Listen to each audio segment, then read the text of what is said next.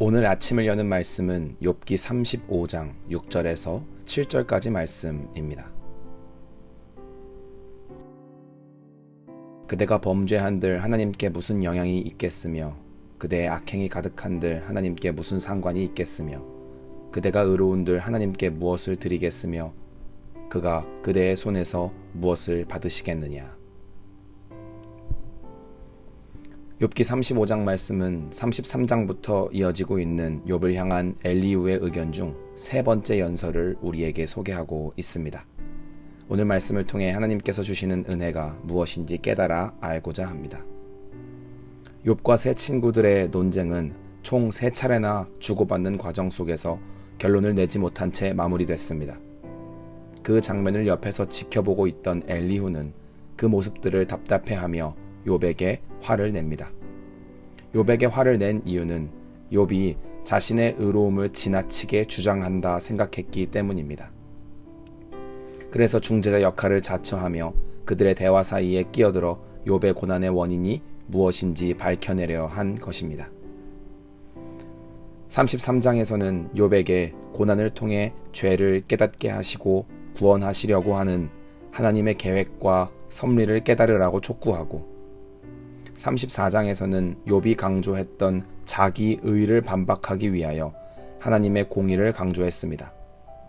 그리고 오늘 35장 말씀에서는 엘리후가 욥을 죄인으로 전제하고 징계를 받는 도중에서 회개하지 못하는 욥을 비판하는 내용입니다.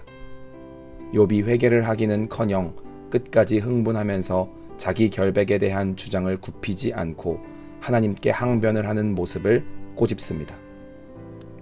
특히 이 과정에서 엘리후는 욥에게 인간의 경건과 거룩 그리고 의가 아무리 대단하다고 할지라도 하나님께는 아무런 영향을 미치지 못함을 강조합니다. 이 말은 인간이 아무리 의로운들 하나님의 의로움에 비할 바가 안 되고 하나님의 절대성과 초월성에 근접조차 하지 못하는데 무슨 자신감으로 자신의 경건과 의를 그토록 강조하고 있는지를 조롱한 것입니다. 그렇게 엘리후는 하나님의 위대하심을 높이며 욥이 제시한 의견을 완전히 묵살해 버립니다. 그리고 이어서는 욥을 향한 비판의 강도를 더 높입니다. 욥이 고통 속에서 아무리 부르짖어도 하나님이 응답하시지 않는 이유는 그 부르짖음이 헛된 부르짖음이고 하나님의 성품과 전혀 맞지 않는 부르짖음이기 때문이라고 말합니다. 욥의 부르짖음과 항변이 하나님의 뜻과는 전혀 부합하지 않다는 것입니다. 또한 하나님의 징벌과 진노는 아직 시작도 안 했으니 제발 겸손하게 위대하신 하나님의 응답을 기다리라고 말합니다. 이처럼 엘리후는 욥에게 본인이 특별하다는 생각을 좀 내려놓고 하나님의 절대 주권과 섭리를 온전히 인정하며 얌전히 회개하며 기다릴 것을 말합니다. 끝까지 욥을 죄인이고 악인으로 낙인 찍는 엘리후의 강한 주장입니다. 사랑하는 성도 여러분, 오늘 말씀을 통해 중요한 사실을 깨달아야 하겠습니다. 오늘 엘리후의 말을 가만히 듣고 있다 보면 수긍 가는 말들이 참 많습니다. 생각해보면 그렇습니다. 우리의 어떠함이 하나님의 명예를 좌지우지하지 못합니다. 우리의 조건이 하나님의 명예를 더 높일 수 있습니까? 그렇지 않습니다. 성도가 무엇 더 한다고 해서 하나님이 대단해지지는 않습니다. 왜냐하면 이미 우리가 감히 닿을 수 없을 정도로 대단하신 분이 하나님이기 때문입니다. 그런가 하면 반대로 우리의 어떠함으로 하나님의 명예를 상처낼 수도 없습니다.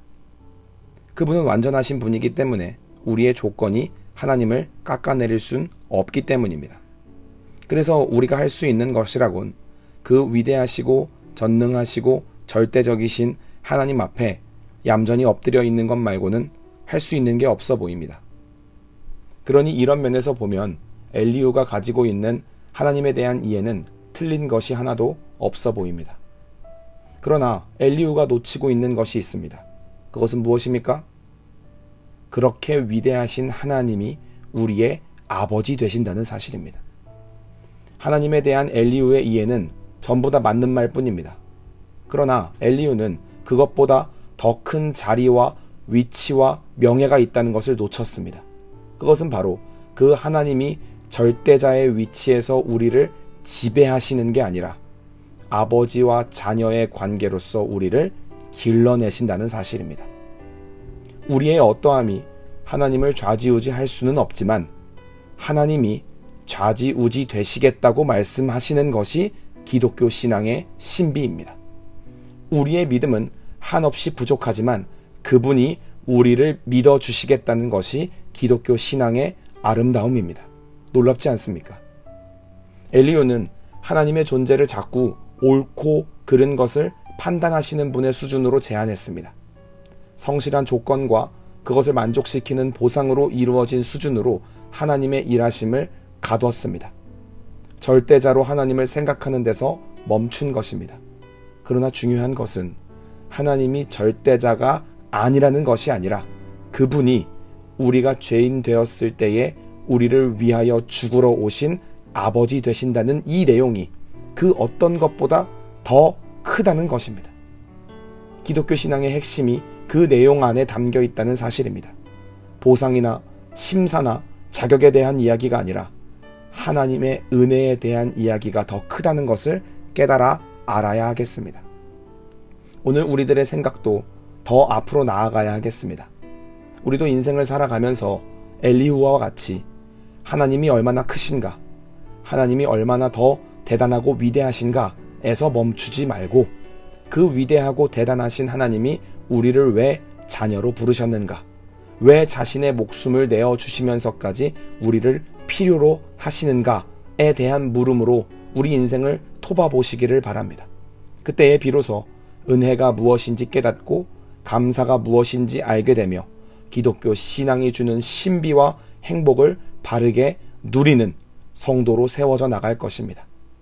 그리고 그러한 성장과 세워짐만이 세상 속에서 온전하게 하나님 사랑과 이웃 사랑이 실천되는 성도의 삶을 살게 할 것입니다.